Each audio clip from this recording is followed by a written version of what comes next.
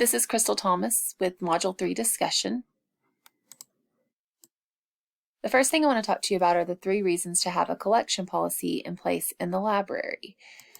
There's many reasons, but I'm going to talk to you about 3 essential reasons that I think you should have. And so reason number 1 to have a collection policy in place in the library is to reflect the needs and goals of the library. So the collection policies need to be in place to reflect those needs and goals.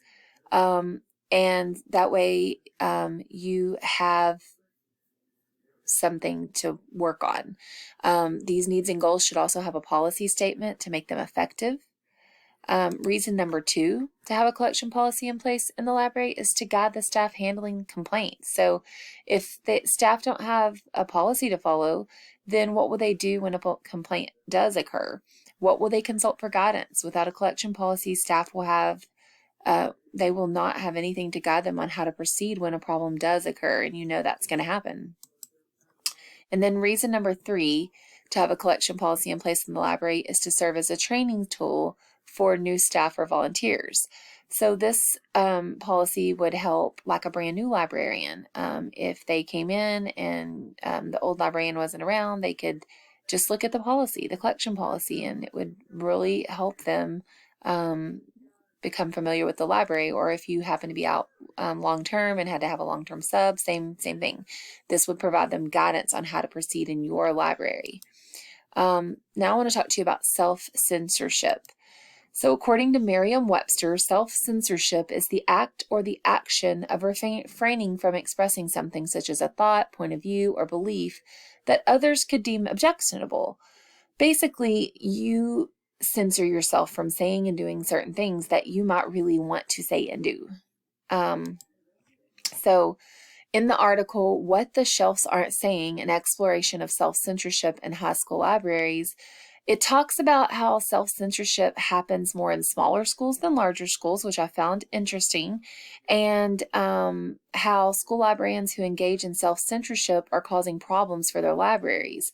So when self-censorship happens in a school library, students are denied so many parts of the human experience. While some factors like budget restrictions can cause self-censorship, librarians have to be careful that they aren't using that as a reason to not purchase certain books.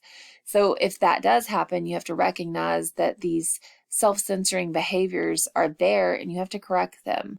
So the problem with self-censorship is that it can hinder your library from growing as it should, and it blocks students from being exposed to things that they have a right to be exposed to. So it's important to be aware of your own biases so that you give students every opportunity to be exposed to the full human experience. From this article, I learned that I need to be more careful about self-censorship so that I don't deny my students at my super small school. I don't deny them experiences that could help figure out their path in life or just exposure to certain things. So it's my job. It's not my job to limit them to what I feel is the best type of book. It's my job to buy quality books and let them to decide what's right for them. In the article, Children's Collection Development, Good Books or Books Kids Like, this was by Kyle Todd, and it talks about if books have both quality and appeal, they are a good choice, and you should always avoid books that have neither quality or appeal. So this will impact my collection development choices because I can now listen to what kids want and know it can still be quality choices for my library. Sometimes you think that your choices are the best choices, and that's not necessarily the case here. Kids' choices can also be quality choices. So these are my references that I used in this presentation, and I learned a lot from this discussion post. Thank you.